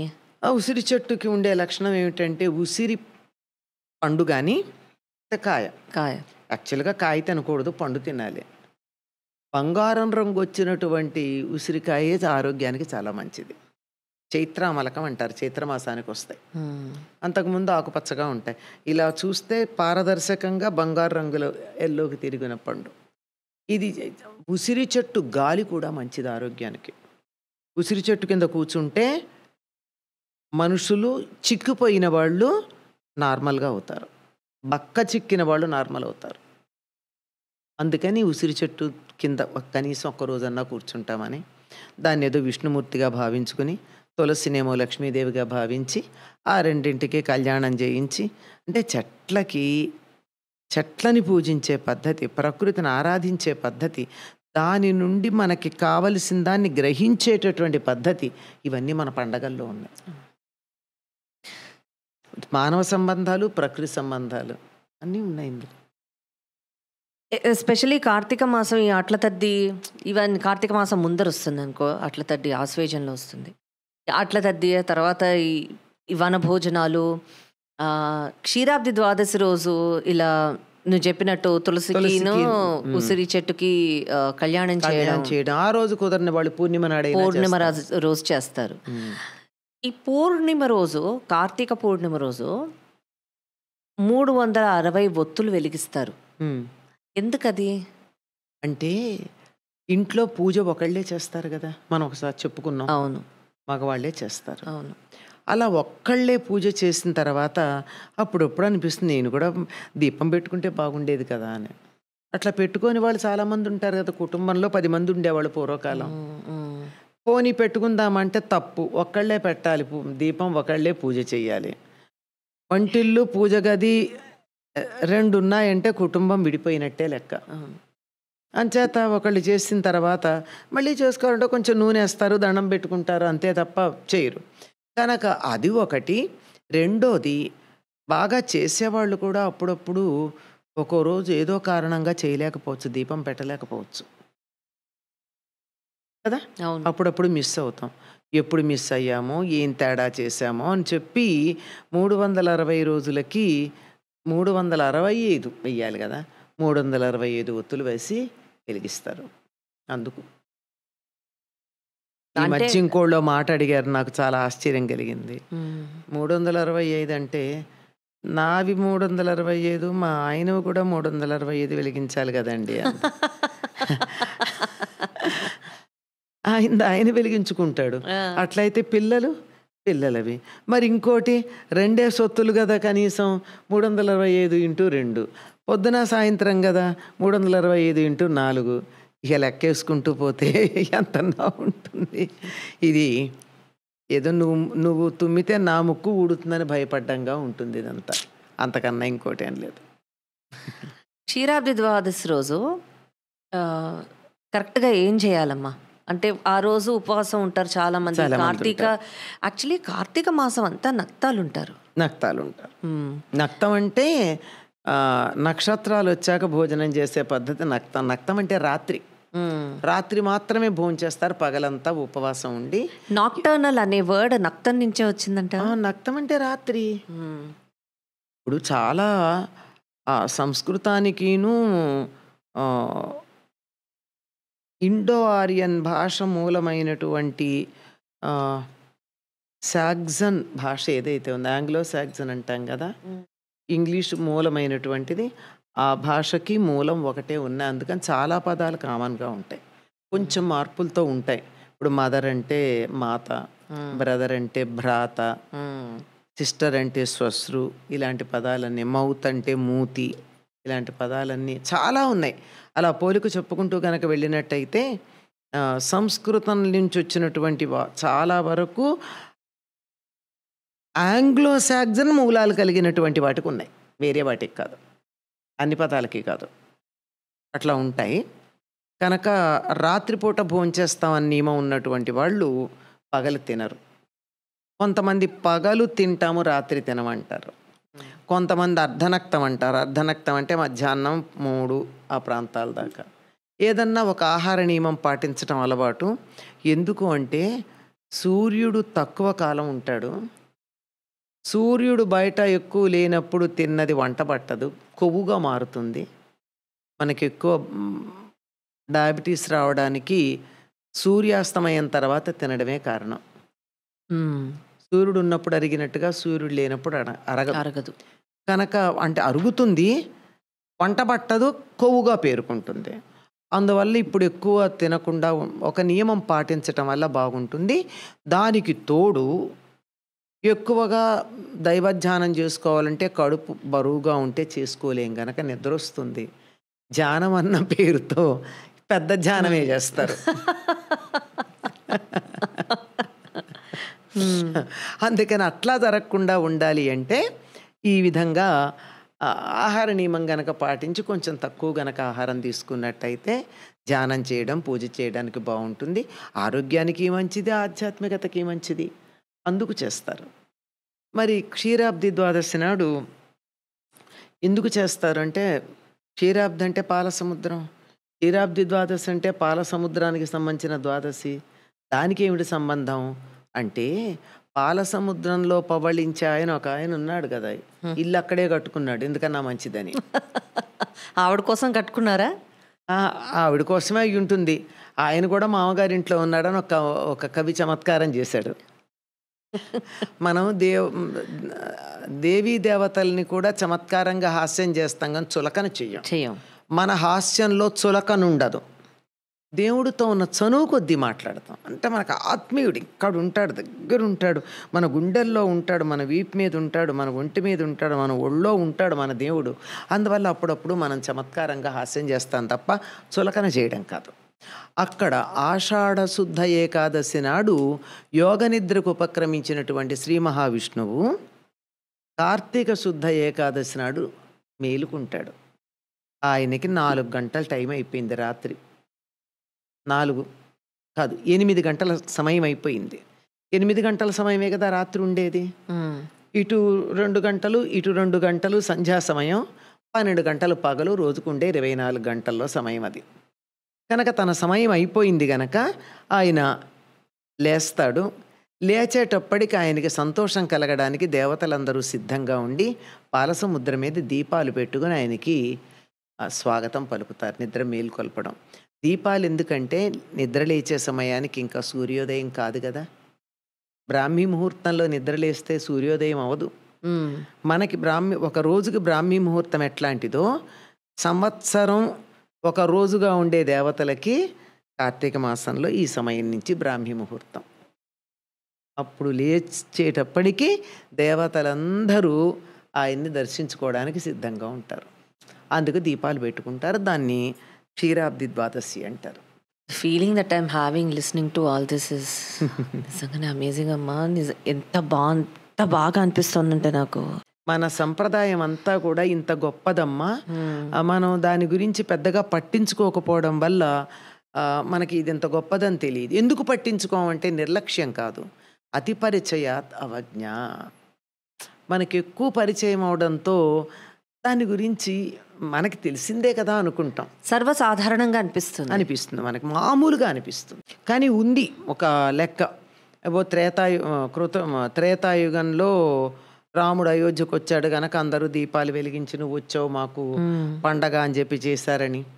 అలాగే ద్వాపర యుగంలోనేమో నరకాసురుని సంహరించాడని, కలియుగంలోనేమో విక్రమాదిత్యుడు హూణుల్ని శకుల్ని పంపించేసేయడం వల్ల విక్రమ్ సంవత్ మొదలయ్యేది ఇదే. అందుకే ఉత్తర దేశంలో ఈరోజే సంవత్సరాదని చెప్పుకుంటున్నాం కదా, అది జరుగుతోందని. దేవలోకంలో కూడా ఇంద్రుడు కోల్పోయినటువంటి స్వర్గలక్ష్మిని లక్ష్మీదేవి నారాయణుడిని చేరుకున్నాక వచ్చింది కనుక దేవలోకంలో కూడా దీపావళి చేసుకుంటారని ఇవన్నీ చెప్తారు. విక్రమాదిత్యుడిది మనకి చారిత్రక సత్యం, దేవలోకంది కూడా పురాణాల్లో ఉంది. సరే, ద్వాపర యుగంలో కృష్ణుడు నరకాసురుని సంహరించడం ఉన్నది. రాముడిది మాత్రం ఎందుకో వాల్మీకి రామాయణంలో లేదు, మరి ఏ రామాయణంలో ఉందో నాకు తెలియదు. సరే, నరక చతుర్దశి రోజు నరకాసుడిని చంపారంటారు. కొంతమంది కృష్ణుడు చంపాడంటారు, కొంతమంది సత్యభామ చంపిందంటారు. నాకు తెలిసి సత్యభామే చంపింది. కాదా? కృష్ణుడే సంహరించాడు. అవునా? అయితే నేను ఇంతకాలం విన్నది, నేను నమ్మింది తప్ప. సత్యభామ యుద్ధం చేసింది. కృష్ణుడికి నరకాసురుడు వేసినటువంటి బాణం ఇలా నుదుటిన తగిలి ఆయన అలా సొమ్మసిల్లిపోయాట. నీతో పాటు యుద్ధానికి వస్తానని వెంటబడి వచ్చింది సత్యభామ. ఎంత కృష్ణుడంటే ప్రేమ అంటే యుద్ధానికి ఎడితే కూడా వదిలిపెట్టి ఉండలేక వచ్చింది, అది అర్థం. పైన ఏం చెప్పింది, నువ్వు యుద్ధం చేస్తే ఎంత బాగా చేసావో చూసి నేను చెప్తా. అందరూ అయితే ఇట్లా చేశాడుట అని చెప్పాలి, నేనైతే ఇట్లా చూశానని చెప్తా అంటే, సరే ఆయన వ్యవహారం ఆయనకుంది, ఆయన దృష్టి. సరే రమ్మన్నాడు. మురాసురుడిని సంహరించాడు, అతడి సైన్యాన్ని, సేనానాయకుడిని. లోపలికి వెళ్ళాడు. నరకాసురుడు యుద్ధానికి వచ్చాడు. వేసినటువంటి బాణం తగిలి ఆయన కొంచెం సొమ్మసిల్లిపోతే ఆవిడ కంగారు పడుతూ, అంటే నువ్వు ఎప్పుడు యుద్ధం చేస్తాను సరదా పడతావు కదా, తీసుకో లెమ్మ అని విల్లు, ఈ విల్లు తీసుకో అని చెప్పి ఆవిడ చేతికి ఇచ్చాడు. ఆవిడ చక్కగా బాణాలు వేసింది. నరకాసురుడిని నిలవరించింది. ఆవిడ నిలవరించటం ఎలా చేసింది, అది ఆశ్చర్యం. స్త్రీలు మాత్రమే చేయగలరా పని. ఒక పక్కనేమో ప్రేమగా కృష్ణుని చూస్తోందిట, తన చూపుల కన్నా ఆయన లేవాలి కదా అని. ఒక పక్క కోపంగా నరకుని చూస్తోంది. ఇటేమో పూల బాణాలు, అటేమో కరకు బాణాలు. అట్లా చెప్తూ చాలా బాగా వర్ణిస్తారు పోతనామాచ్యుల వారు. అలా చేశాక కృష్ణుడు అలసట్ నుంచి తేరుకున్నాక తనే తీసుకుని యుద్ధం చేశాడు. ఆవిడ బయలుదేరింది. అట్లా వేణింజొల్లెము పెట్టి సంఘటిత నీవి బంధయ్యి పాణింపయ్యద చక్కనొత్తి అడి యుద్ధం చేయడానికి సిద్ధపడిపోయింది. జడ వేసుకుంటే పెద్ద జడ, ఆ జడని మూడేసిందిట, అడ్డం వస్తుందేమో అని చెప్పి పౌంటిని ఇట్లా తీసి లోపలికి పెట్టేసుకుందిట. ఎక్కడా కూడా చీర అటు ఇటు జారిపోకుండా గట్టిగా బిగించేసుకుందిట. అప్పుడు ఆవిడ చేతిలో ఇలా ఎడం చేత్తో విల్లు తీసుకుని కుడి చేత్తో ఇట్లా నారి సాగించి ఇట్లా తీస్తే వినయంబునని ఇదిలా చక్రంలాగా ఆ విల్లు ఆవిడ ముఖం చుట్టూతా చక్రంలాగా అయిందిట. అంత బాగా ఆవిడ దాన్ని ఎక్కుబెడితే ఎలా ఉందిట అంటే చంద్రుడు చుట్టూతా పరివేషంలాగా ఉంది అంటాడు. పరివేషం అంటే గుడి అంటారే, చంద్రుడు చుట్టూతా గుడి కడుతుంది. ఆ విల్లేమో గుడిలాగా ఉందిట, ఈవిడ ముఖం చంద్రుడిలాగా ఉందిట. అసలు ఇమాజిన్ చేసుకుంటుంటే ఎంత అద్భుతం. అలా బాణం వేసి అతన్ని నిలవరించినప్పుడు ఈయన కోలుకుని చాలే అలిసిపోయో కూర్చొని చేస్తానని చేసి ఆయన ఒక్క బాణం వేసి నరకాసురుని సంహరించాడు. అంటే ఏం చెప్తారంటే సత్యభామాదేవి భూదేవి అవతారం. ఇంతకు ముందు కల్పంలో భూదేవి కుమారుడు నరకుడు. అవునవును. అవును చెప్తారు. అతడు దుర్మార్గుడు అయితే కూడా జనకుడి దగ్గర పెంచుతారు సద్బుద్ధి వస్తుందని. విష్ణువు అతనికి మళ్ళీ భూదేవి చిన్నబుచ్చుకోకుండా ఉండాలని కామరూప దేశం అంటే ప్రస్తుతం అస్సాం అంటాం, ఆ రాజ్యం తయారు చేసి ఇచ్చి నువ్వు బుద్ధిగా ఉండు, బుద్ధిగా ఉన్నంతకాలం నీకు రక్షణ ఉంటుంది, నువ్వు పొరపాటు పనులు చేసావంటే మాత్రం నిన్నెవరూ రక్షించలేరని చెప్పి వెళ్ళిపోతాడు విష్ణువు. చాలా కాలం బాగున్నాడు. దాని తర్వాత కామాఖ్యాదేవికి అనేక మంది రాజకుమార్తెల్ని రాజకుమారుల్ని ఒక్కసారిగా బలిస్తే అప్పుడు తనకి చావు లేకుండా ఉంటుందని అంతమందిని బలివ్వడానికి సిద్ధపెట్టాడు. నరకాసురుని చంపిన తర్వాత కృష్ణుడు వాళ్ళందరినీ చెరవిడిపిస్తే రాజకుమారులు వాళ్ళ రాజ్యానికి వెళ్ళారు. రాజకుమార్తెలు 16,100 మంది నిన్నే పెళ్లి చేసుకుంటామంటే తర్వాత చూద్దాంలే అని చెప్పి వాళ్ళందరినీ ఓడ ఎక్కించి దేవకీదేవి అంతఃపురానికి పంపిస్తాడు. ఎందుకంటే ఇక్కడ ఉంటే అస్సాము ఇలా తిరిగి భారతదేశానికి ఇటుపక్క ద్వారకకి వెళ్ళాలంటే ఇంత దూరం యూ షేప్లో రావాలి. అందుకని ఓడను ఎక్కిచ్చాడు వాడు. ఓడతో ఇలా బయలుదేరి వచ్చారు. సత్యభామ ఈయన మాత్రం హాయిగా గరుత్మంతుడిని ఎక్కి తమ రాజ్యానికి తాము వచ్చేసారు. తర్వాత దేవకీదేవి వాళ్ళందరూ నిన్నే వివాహం చేసుకుంటామంటున్నారు. వాళ్ళందరూ కన్యలు కాకపోతే బలివ్వడానికి పనికిరారు. అందుకని చాలా భద్రంగానే ఉంచాడు వాడు అక్కడ. కానీ రాక్షసుడి దగ్గర ఉన్నారు కొంతకాలం ఆడపిల్లలంటే ఎవరు పెళ్లి చేసుకుంటారు వాళ్ళని? వాళ్ళు తమ పుట్టింటికి వెళ్ళడానికి ఇష్టపడలా, తల్లిదండ్రుల దగ్గరికి వెళ్ళడానికి. అందుకని దాక్షిణ్యంతో వాళ్ళని పెళ్లి చేసుకున్నాడు కనుక ఈయన దక్షిణ నాయకుడు అయ్యాడు. దయతలచి పెళ్లి చేసుకున్నాడు. 16,100 మందిని ఒకే ముహూర్తానికి పెళ్లి చేసుకుని అందరికీ ఒకే రకమైనటువంటి సౌకర్యాలు కలిగించాడు. బ్యూటిఫుల్. మరి అందుకే ఆయనంతటి గొప్పవాడుగా పరిగణించబడతాడు. అందుకని ఎక్కడ ఆడపిల్లల్ని ఎత్తుకుపోతారో నరకాసురుడు అని చెప్పి ఇంటికి మగపిల్లల్ని కూడా ఎత్తుకుపోయేవాడు, బలి ఇవ్వాలి కదా. అందుకని రాత్రిపూట రాక్షసులకు బలం ఎక్కువ గనక తాము ఉన్న చోటు కనపడకుండా ఉండడం కోసం దీపాలు పెట్టుకోకుండా మేనేజ్ చేసేవాళ్ళు. కనుక వాడు చనిపోయాడంటే దీపాలు పెట్టుకున్నారు. వాస్తవంగా నరకం చూపించాడు అనుకో ప్రజలకి, అందుకు నరకుడు. చాలా మాట్లాడుకున్నాను. నాకు నువ్వు 10 మందికి చెప్పాలి అనే ఉద్దేశంతో నేను అడిగిన క్వశ్చన్స్కి నాకే చాలా తెలిసే. 10 మందిలో నువ్వు కూడా ఉన్నావు కదమ్మా. అదే నాకు గూస్ బంప్స్ వచ్చేసాయి మధ్య మధ్యలో నువ్వు చెప్తుంటే. అంటే ఇవన్నీ నాకు తెలియదు, నేను ఇంతకాలం నమ్మింది తప్ప అని. నీకే కాదమ్మా, చాలా మందికి తెలియవు. ఎందుకంటే అలా కర్ణాకర్ణిగా ఎక్కడో అక్కడ వినడం, ఏ సినిమాలోనో చూపించిన దాన్ని నమ్మటం, సినిమాలో ఆనందంగా ఆకర్షణీయంగా కనపడుతుంది కదా అని కల్పనలు చేయడం. కొన్ని కల్పనలు ఎట్లా ఉంటాయంటే అసలు కథకి క్యారెక్టర్కి ఇబ్బంది లేకుండా ఉంటాయి. కొన్ని మాత్రం కథని డిస్టార్ట్ చేసి క్యారెక్టర్ అసాసినేషన్ చేసేట్టుంటాయి. 16,000 మందితోటి సరసాలాడాడు, 16,000 మందితోటి 16,000 మంది గోపికలు అంటారు. ఎంత అమాయకత్వం, ఎంత తెలివి తక్కువతనం, ఎంత తెలియనితనం, ఎంత ద్రోహం. గోపికలకిను కృష్ణుడికి అటువంటి సంబంధం ఏమిటి? 8 ఏళ్లకల్లా అక్కడి నుంచి బయటకు వచ్చాడు కదా. 7 సంవత్సరాలప్పుడు గోవర్ధనోద్ధరణం చేశాడు. 8 ఏళ్లకి బృందావనం నుంచి యువతలకు వచ్చాడు. 8 ఏళ్ల కుర్రాడికిను బృందావనంలో ఉన్న గోపికలకి అక్రమ సంబంధం అంటగట్టిన వాళ్ళ దృష్టి కోణంలో అశ్లీలత ఉందా, కృష్ణుడిలో ఉందా? 16,100 మంది రాజకుమార్తెలు నిన్నే వివాహం చేసుకుంటామన్నారు. ఒకవేళ తప్పే అనుకుందాం, 16,100 మంది భార్యల్ని మెయింటైన్ చేశాడంటే కూడా గొప్పే కదా. వాళ్ళల్లో వాళ్ళు ఎప్పుడూ దెబ్బలాడుకోలేదే. ఎవరికి వాళ్ళకి నేనే చాలా కృష్ణుడికి ప్రీతిపాత్రురాల్ని అనుకునేటట్టుగా ఉన్నారే. అంత ఇదిగా ఇంతమందితో ఉండి ఇంతమందికి ఒక్కళ్ళకొక్క చిన్న తేడా లేకుండా అందరినీ అంత బాగా చూసినందుకైనా దేవుడు అనుకోవచ్చేమో. ఆయనకే సాధ్యమైంది, ఇంకెవరికి ఎవరు చేయలేరులే. ఒక్క భార్యనే సరిగ్గా చూసుకోవట్లేదు ఈ మధ్యన ఎవరును. అంతే కదా. ఏ ఒక్కళ్ళు నాకు కృష్ణుడు అన్యాయం చేశాడని కానీ, నన్ను తక్కువగా చూశాడని కానీ అన్నటువంటి వాళ్ళు ఎవరూ లేరు. అందరికీ నేనే ప్రీతిపాత్రురాలనన్న భావన ఉంది.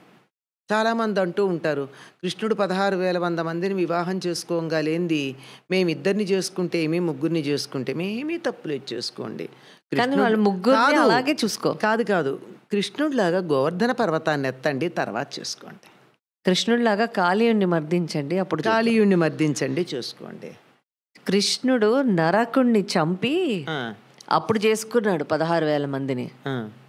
100 మందిని బతిమాలితే చేసుకున్నాడు. 16,100 మందిని కూడా వాళ్ళు అడిగితే వివాహం చేసుకున్నాడు కానీ తనంతట తానుగా ఎవరిని వివాహం చేసుకోలేదు కృష్ణుడు. అవును, ఇంతమందిని. అందుకే ఆయన దక్షిణ నాయకుడు అయ్యాడు. అంటే దాక్షిణ్యం కలిగినటువంటి నాయకుడు అనేటటువంటి అర్థంలో. పోల్చుకునేటప్పుడు ఒక్క విషయానికి కాదు, అన్నిటికీ కలిపి పోల్చుకోవాలి. అందులోంచి ఒక్కటి నాకు కన్వీనియంట్ అని చెప్పి ఒకటి తీసుకుని నేను అదే చేస్తారు. కాళీయమర్దనం ఉంది, గోవర్ధనోద్ధరణం జరిగింది కదా. గోవర్ధనోద్ధరణంలో పర్యావరణం, ఆవులు, వీటి గురించి మాట్లాడాడు, అంతే కదా. మరి కాళీయమర్దనంలో నదులని కలుషితం చేయకూడదన్న విషయం చెప్పాడు. ఎంత పర్యావరణ స్పృహ. స్నేహితులతో కలిసి చల్దులు తింటూ వాళ్ళకి చెప్తాడు, చెట్లు ఎంత గొప్పవో, అపకారంబులు చేయవెవ్వరికి, ఎవరికి అపకారం చెయ్యం. పైగా అవి వాటికి ఉన్నటువంటి బెరడు, ఆకు, చిగురు, మొగ్గ, కాయ, పువ్వు, పండు, జిగురు, ఆఖరికి కట్టె, అన్నింటినీ మానవులకు వినియోగించేటటువంటి గొప్ప త్యాగశీలురు, గొప్ప మునులు, వాటిని చూడండి అయ్యా అని చెప్తాడు. ఎవరు చెప్తున్నాం మనం? వనమహోత్సవం నాడు కనీసం ఈ పద్యమన్నా చెప్పి పిల్లలకి చెట్ల యొక్క గొప్పతనం చెప్పచ్చు కదా.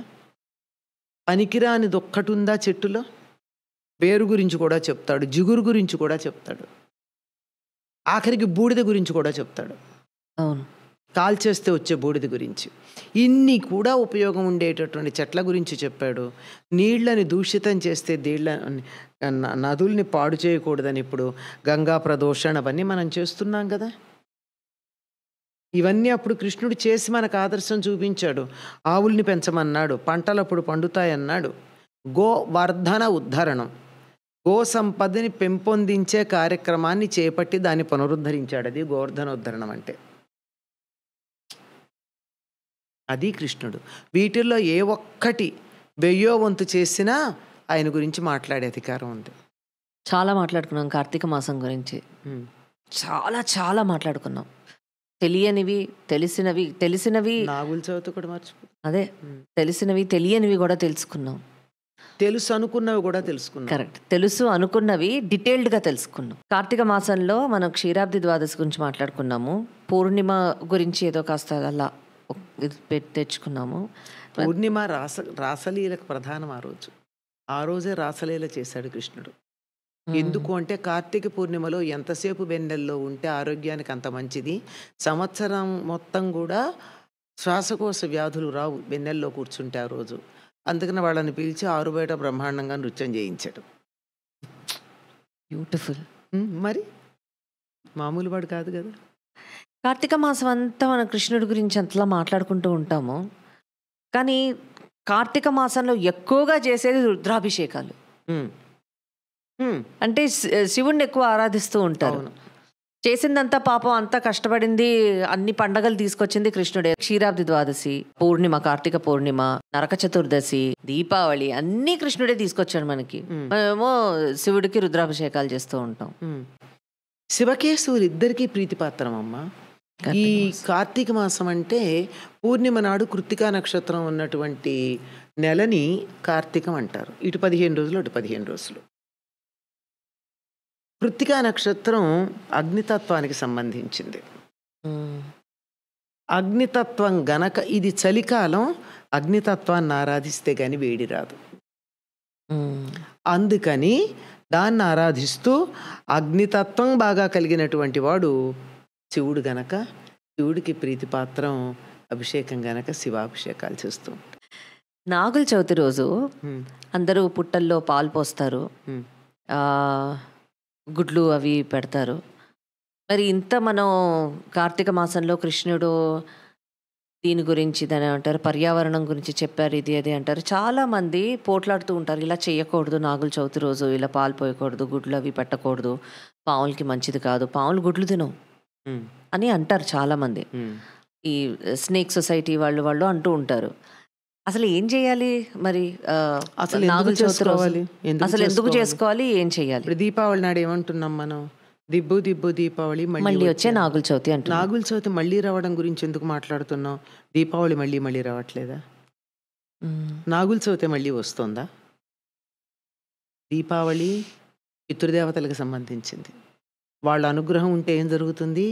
సంతాన సంతాన ప్రాప్తి. సంతానానికి అధిష్టాన దైవాలు నాగులు. అందుకని నాగుల్ని పూజిస్తాం. పిల్లలు కావాలనుకున్న వాళ్ళు పుట్టలో పాలు పోస్తారు. పుట్టలో పాలు పోయడం అనేటటువంటిది మీరు అన్నటువంటి మాటలు, అందరూ అనే మాటలు ఇంతో అంతో కరెక్ట్. పాములు గుడ్లు తినవనెవరు చెప్పారు? మింగుతాయి. పాలు కూడా తాగమని స్నేక్ సొసైటీ వాళ్ళు మాట్లాడతారు. వెళ్ళి వాళ్ళని రెప్టీలియా చదువుకోమని చెబితే అందులో చక్కగా నీళ్లు తాగుతాయి, పాలు తాగుతాయి అని అంతే. అయితే గాలి భోంచేస్తాయంటే ఏం తినకుండానే ఉంటున్నాయా? అవి తింటాయి కదా, గాలి కూడా తింటాయి. అవి గాలిని అలా లోపలికి తీసుకుని లావెక్కగలవు, సన్నపడగలవు. అది అక్కడ వాటి విషయం. అయితే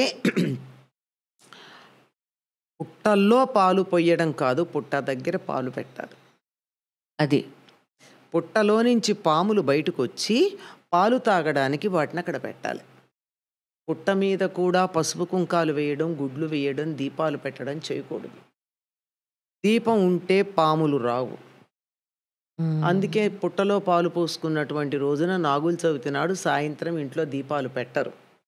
టపాకాయలు రోజూ కాలుస్తారు కానీ నాగుల చవితి నాడు కాల్చరు, పాములు బెదిరిపోతాయని చెప్పి. మరి పాముల్ని ఎందుకు ఆరాధిస్తాం? అవి విషపు జంతువులు కదా.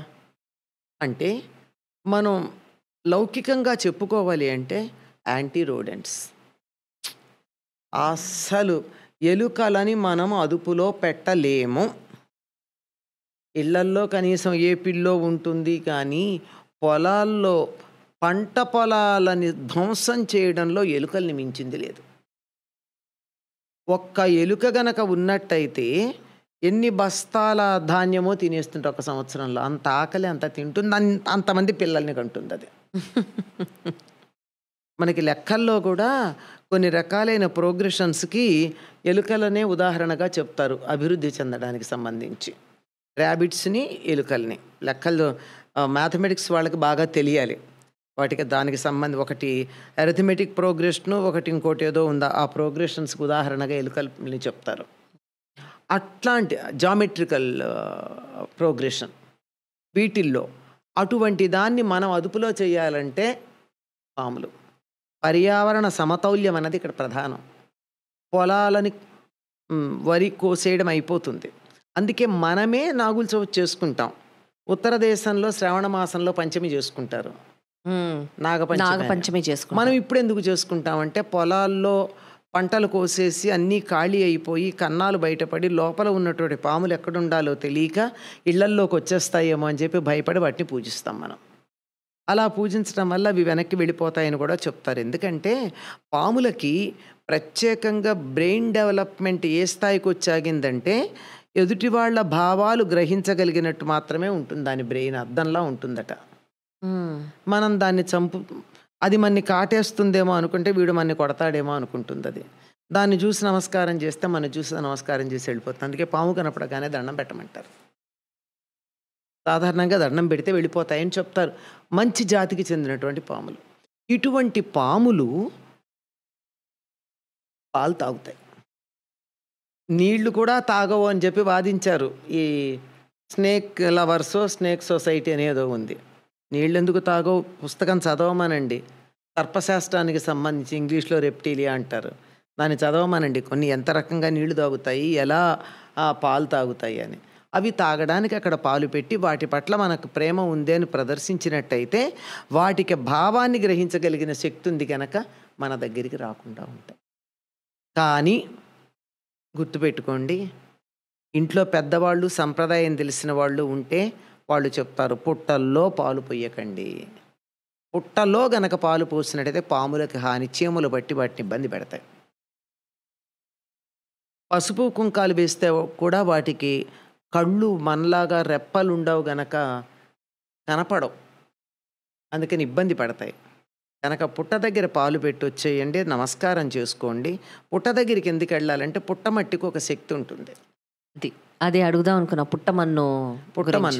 పుట్టమన్ను ఏమిటంటే పాము లోపలికి వెళ్ళేటప్పుడు దాని ఒంటి మీద స్కేల్స్ ఉంటాయి కదా, ఆ స్కేల్స్ దాని అంచులకి తగిలి ఆ స్కేల్స్ కింద నుంచి ఒక రకమైనటువంటి పల్చని ద్రవం వస్తుంది. అది పుట్టకున్న కన్నాలకున్న గోడలకు అంటుకుంటుంది. ఒక్కసారి పుట్ట ఆ కోవ అంటారు దాన్ని, అది అలా తీసుకొచ్చి లోపల చూసినట్టయితే అది లోపల ఎలా చాలా చక్కగా మనం లప్పమో ఏదో పెట్టి చేస్తారే, అసలు అది ఎందుకు పనికిరాతంత షైనింగ్గా నన్నగా మెరుస్తూ ఉంటుంది. అది ఏదైతే ఉందో అది చెవి దగ్గర గనక అంటించినట్టయితే చెవిలో ఉండే నొప్పులు తగ్గుతాయి. ఎప్పుడు పడితే అప్పుడు కాదు నాయన, దండం పెట్టి ఈరోజు వెళ్ళి కొంచెం పుట్టమట్టి తిండి, ఆ పుట్టమట్టి లోపల ఉండే అది ఉందే అది చెవులకు కనుక పెట్టుకున్నట్టయితే పిల్లలకి చెవి నొప్పి అది ఉండదు, చెవిపోటు ఉండదు అని చెప్తారు. ఇది దాని వెనకాల. ఇవి పాములు పాపం పుట్టలు పెట్టుకోలేవు, చీమలు పెడతాయి. చీమలు పుట్టలు పెట్టాక లోపలికి వెళ్ళి అడుగును ఉంటాయి. పాములు ఉన్నటువంటి మంచి జాతి పాము ఉన్నటువంటి పుట్ట అడుగు భాగానికి వెళ్ళి చూసినట్టయితే ఏసీ ఎందుకు పనికిరాదు, అంత చల్లగా ఉంటుందిట, అంత నున్నగా పెట్టుకుంటుందిట. అది ఎంత క్లీన్గా ఉంటుందో అసలు ఆ క్లీన్లీనెస్ చూసి ఆశ్చర్యపోవాలి, అలా ఉంటాయిట. అడుగున ఎన్ని పొరలు ఉంటాయి, ఎంత బాగా విశాలంగా ఉంటుందో తవ్వి చూస్తే కనపడుతుందిట. అటువంటి చోట అలా ఉండడానికి ఈ గోడలు ఇంత బాగా ఉండడానికి దాని ఆ పైన ఉన్న పొరల్లో స్కేల్స్ అంటామే, వాటిని అడుగు నుంచి అది గోడకి తగిలితే వచ్చేటటువంటి సన్నని ద్రవం, అది పాపం దానికి దురద పెడుతూనే ఉంటుంది. కనుక పౌర్ణానికి అప్పుడు దాన్ని ఆ పైన ఉన్నటువంటి కుబుసాన్ని వదిలేస్తుంది. ఆ పాము కుబుసం కూడా ఆయుర్వేదంలో చాలా మందుల్లో వాడతారు, చాలా వైద్యపరంగా చాలా పనికొచ్చేటటువంటిది, కుబుసమే వాడతారు. సరే, పనికిరాంది ఏదీ లేదు మనిషి తప్ప. పాము విషం చాలా గొప్ప మందు, ఎంత గొప్ప మందో విషం. ఒక్కొక్క విషం ఒక్కొక్క రోగానికి మందు. కట్లపాము విషం ఒకటి, త్రాచుపాము విషం ఒకటి, అలాగే ఆఫ్రికాలో ఉండే భయంకరమైనటువంటి పాముల విషాలు ఒకటి, వైపర్ది కూడా. వైపరా అనే మందు ఉంది, ఇది కట్లపాము. నాజా అన్నది కోబ్రాది. తర్వాత లెకసిస్ అన్నది ఆఫ్రికాలో ఉండే పాము తాలూకు విషం. ఇవన్నీ మందులే, ఇవన్నీ మందులుగా పనికొస్తాయి. అంచేత ఈ కారణంగా మనం ఆయుర్వేద ప్రకారం పాములను ఎందుకు పోషించాలో చెప్పుకున్నాం, పర్యావరణ ప్రకారం ఎందుకు ఉండాలో చెప్పుకున్నాం. ఆధ్యాత్మికంగా చెప్పుకోవాలంటే నిజానికి స్పర్మ్స్ అన్నీ కూడా పాము షేప్లో ఉంటాయి, పాము పిల్లల్లా ఉంటాయి. అవును, వాటిని ఆరాధించలేం గనక వాటి రిప్రజెంటేటివ్స్గా పాములు ఆరాధించి, అందువల్ల సంతానం కావాలనుకున్నటువంటి వాళ్ళు సర్పారాధన చేస్తారు. ఆ రోజు నైవేద్యం పెట్టే పదార్థాలన్నీ కూడా స్త్రీలకి గర్భధారణకి ఇబ్బంది కలిగించేవేవైతే ఉన్నాయో వాటిని పోగొట్టే మందులుగా పనిచేస్తాయి. చలిమిడి, చిమ్మిలి, పెసరపప్పు అంటే వడపప్పు, పానకం, కొబ్బరి ముక్క, ఇవే కదా నివేదన చేస్తారు. ఇవే తింటారు ఉపవాసం ఉన్నవాళ్ళు. సంతానం కావాలనుకున్న వాళ్ళు ఇవే తిని ఉపవాసం ఉంటారు. దానివల్ల వాళ్ళకి సంతానం కలిగే అవకాశం ఉంది. ఇంత సైంటిఫిక్గా ఉంటాయి. మనం ఇంకా లోతుగా పెడితే ఇంకా చాలా విశేషాలు ఉంటాయి. ఇప్పటికి ఎంతమందికి నమ్మకం నిరూపణ కూడా అయ్యింది. సంతానం లేని వాళ్ళు ఈ నాగేశ్వరుడికి మొక్కుకుంటే, ముఖ్యంగా రామేశ్వరం వెళ్ళి అక్కడ మొక్కుకున్నట్టయితే నాగప్రతిష్ఠ చేస్తే తప్పనిసరిగా పుత్ర సంతానం పుట్టడం అనేది నిదర్శనం బోల్డ్ మందికి ఉంది.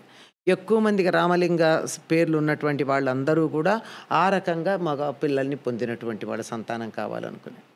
అలాగే చెవినొప్పి మొదలైన ఉన్నటువంటి వాళ్ళంతా నాగుల చవితికి నేను ఉపవాసం ఉంటాను అని ఎవరైతే మొక్కుకుంటారో వాళ్ళకి వెంటనే చెవిపోట అవి తగ్గుతాయి. తనకే కాదు, పిల్లలకు కూడా. ఇలాంటివన్నీ సైంటిఫిక్గా నిరూపించడానికి సమయం పట్టచ్చు, కానీ ప్రాక్టికల్గా మాత్రం మనకి నిరూపితమైన, అనుభవంలో నిరూపితమైన. Science will take some time to prove it. నాకు ఇంకా గుర్తమ్మా, పిల్లాడు రాహుల్ చిన్నప్పుడు వాడికి చాలా సివియర్గా ఇయర్ ఇన్ఫెక్షన్ వచ్చింది. అవును, ఈస్నోఫిలియా వచ్చి దానివల్ల ఇయర్ ఇన్ఫెక్షన్ చాలా గట్టిగా వస్తే దేవుడికి దండం పెట్టుకో అమ్మ, నాగుల చవితి రోజు ఉపవాసం ఉండు, ఈ విల్ బీ ఫైన్ అన్నది. నేను దండం పెట్టుకున్నాను, వాడికి కాస్త తగ్గింది. యాక్చువల్లీ అప్పుడు అది కార్తీక మాసం, ఆ టైంలోనే ఎక్కువ కోల్డ్ అదంతా వస్తుంది పిల్లలకి. నాగుల చవితి రోజు ఉపవాసం ఉన్నానమ్మా, ఇలా చేత్తో, నేను నిజంగానే నిదర్శనం ఏది, మందులు వాడాము అయినా తగ్గలేదు, ఇలా చేత్తో తీసినట్టు పోయింది. నీకు గుర్తుందా? అంత ఇదిగా చిటికేస్తే మాయమైనట్టు, స్విచ్ వేస్తే దీపం వెలిగినట్టు కావమ్మా. మంచి మందు పడుతుంది ఆ టైంకి, లేకపోతే మంచి మందు పడదు.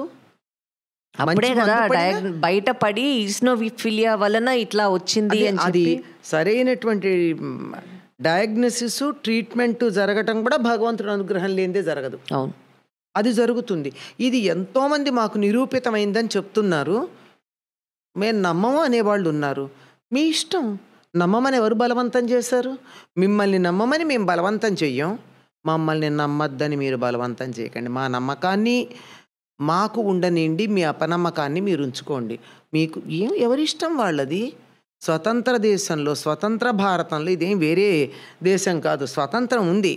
దేన్నైనా నమ్మే అధికారం నాకుంది, నమ్మకుండా ఉండే అధికారం మీకెంత ఉందో నమ్మే అధికారం మీకన్నా ఎక్కువ ఉంది నాకు. కనుక నా నమ్మకాన్ని ప్రశ్నించే హక్కు మీకు లేదు. నేను నమ్ముతాను అని నిర్మోహమాటంగా, అనుభవపూర్వకంగా దీన్ని నిరూపించుకున్నటువంటి వాళ్ళు మీరు నమ్మచ్చు. అవతల వాళ్ళని నమ్మమని బలవంతం చేయాల్సిన అవసరం లేదు, వాళ్ళ ఇష్టం.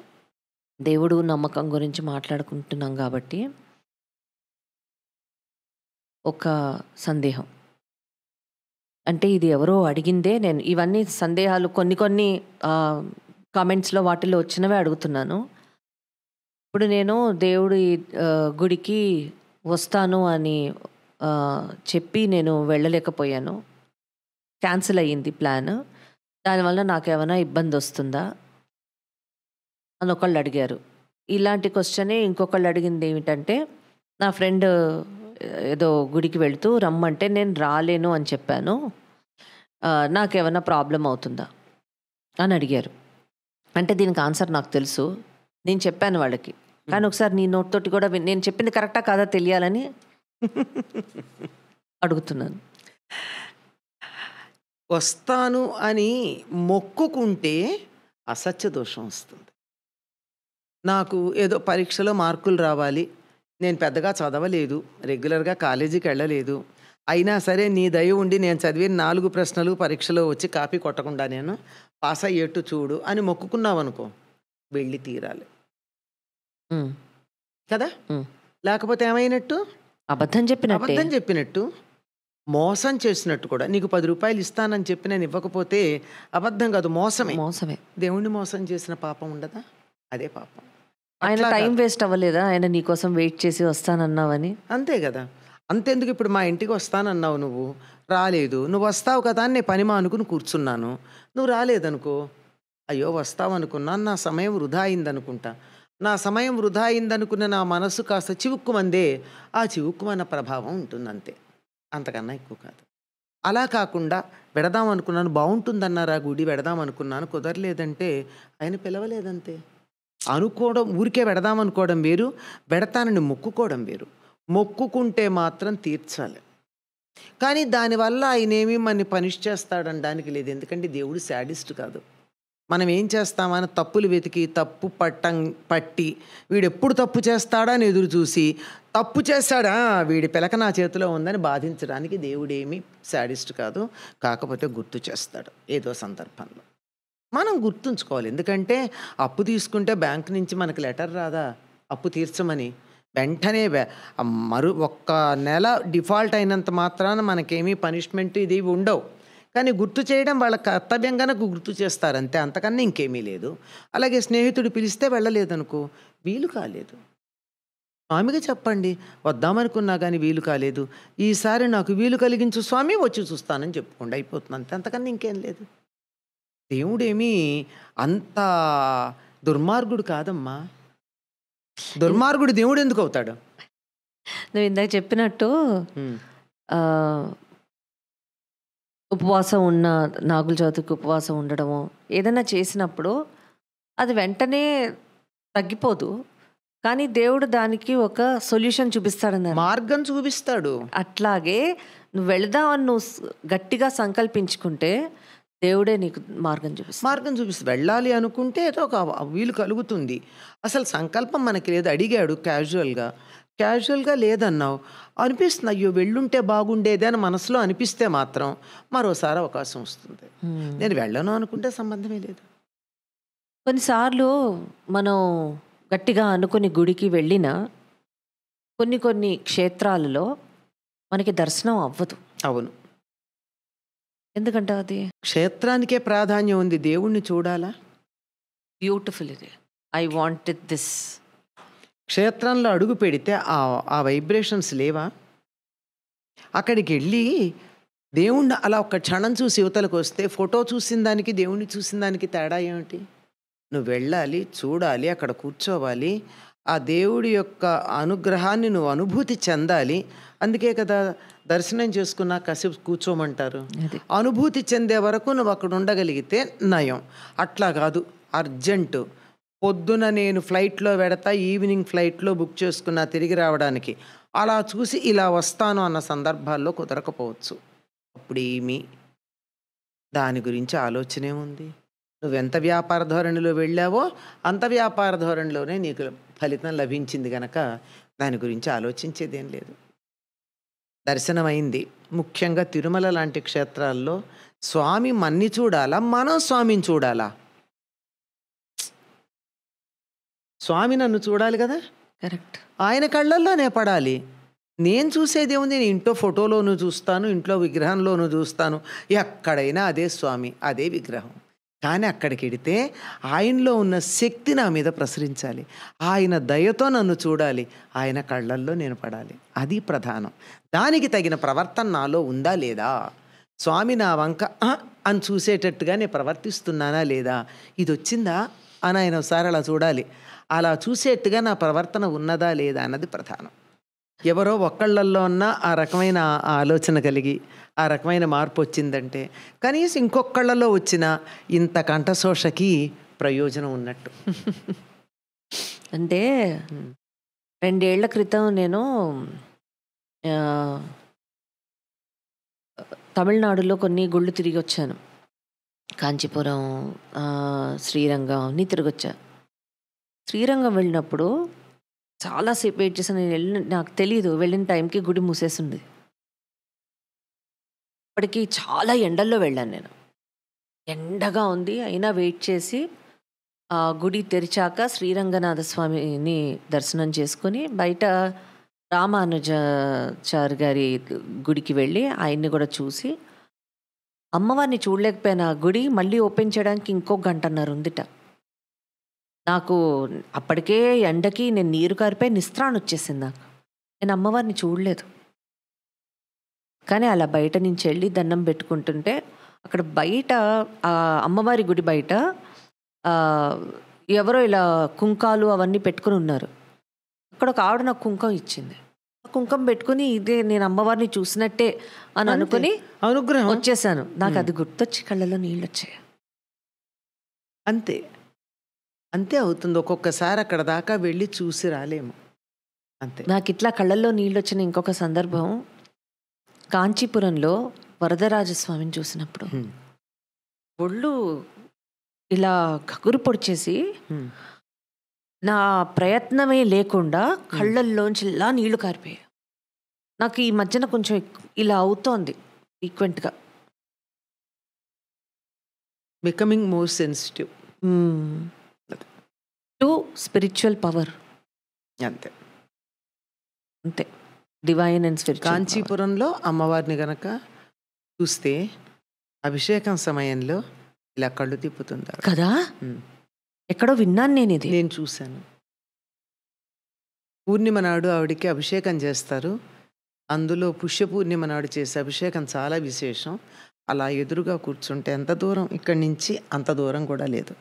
నేను ఇక్కడ కూర్చున్నాను, ఈ పక్కనే సింహం ఉంది, ఈ సింహం పక్కన కూర్చున్నాను, అంత దూరం అంటారు. కానీ మనకు కనపడుతుందా ఆవిడ కళ్ళు తిప్పడం? మనం ఏం పెద్ద దాని గురించి ఆలోచన కూడా చేయలే. అలా కూర్చుంటే పెరుగుతో ఇలా అభిషేకం చేస్తూ ఉన్నప్పుడు ఇట్లా తిప్పింది కళ్ళు ఆవిడ. అవునా, నేను భ్రమపడుతున్నానా అనుకున్నా. మళ్ళీ ఇటు నుంచి ఇట్లా తిప్పింది. అట్లా 3 సార్లు తిప్పడం చూశాను. చాలా విశేషం.